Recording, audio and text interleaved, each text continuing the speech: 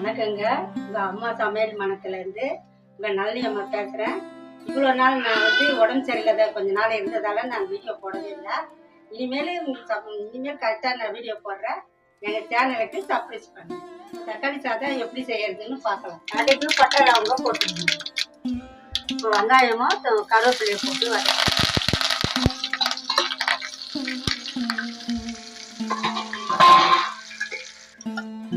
இப்போ நல்லா செவக்க வதக்கிக்கணும்.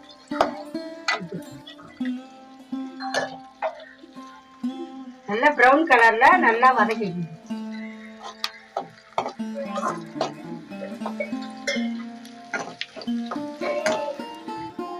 பட்டையும் வெங்காயமும் நல்லா இப்போ வதங்கிச்சுங்க.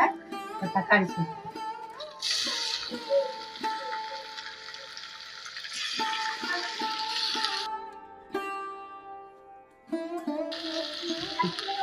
அஞ்சு தக்காளி எடுத்துருக்கிறேங்கப்பா.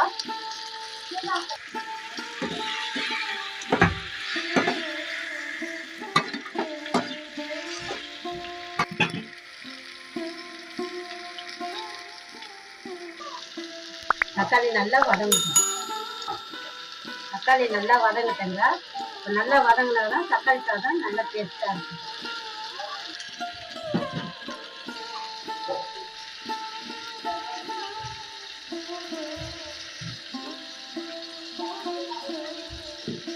கால் டீஸ்பூனு மஞ்சள் தூள் சேர்த்துக்கணும்.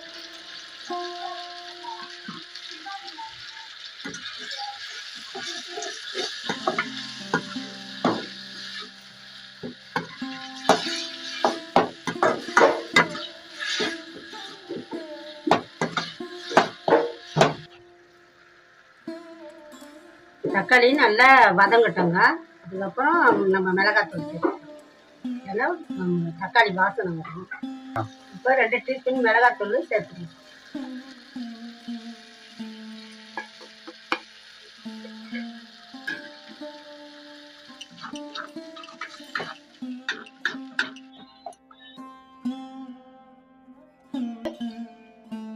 கலரி கொடுத்துடலாங்க.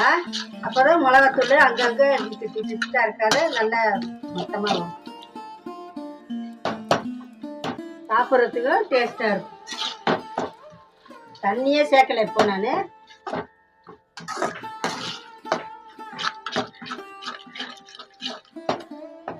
கட்டு போட்டு ஒரு 5 நிமிஷம் வேக வச்சுருங்க. 5 நிமிஷம் ஆயிடுச்சுங்க. இப்போ நல்லா எடுத்து கலரிக்கணும்.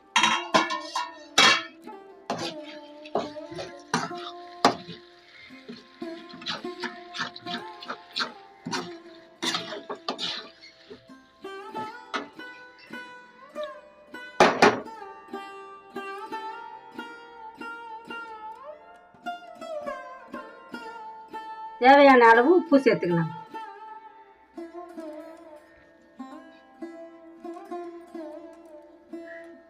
இப்போ நல்ல மேலே எண்ணெய் நல்லா வருது பாருங்க. அப்போதான் நல்லா சாப்பாட்டில் ஒட்டாத நல்லா டேஸ்டாக இருக்கும். இப்போ கேஸ் ஆஃப் பண்ணிடலாங்க. அப்புறம் சாதம் போட்டு கலரிக்கணும். நல்லா கலர்ற பதம் வந்துச்சுங்க. இப்போ ஆஃப் பண்ணிடலாம். சாப்பாடு போட்டு இப்போ கலரிக்கணும்.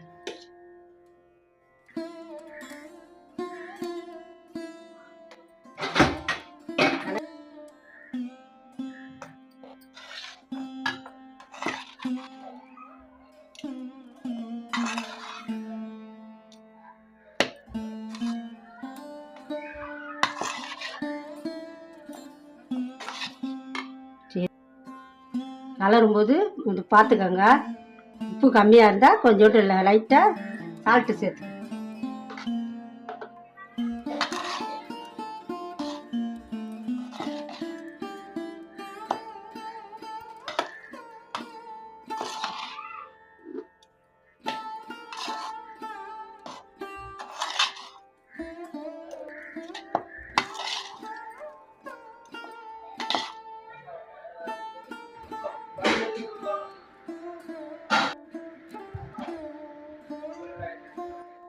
சுவையான தக்காளி சாதம் ரெடி ஆயிடுச்சுங்க.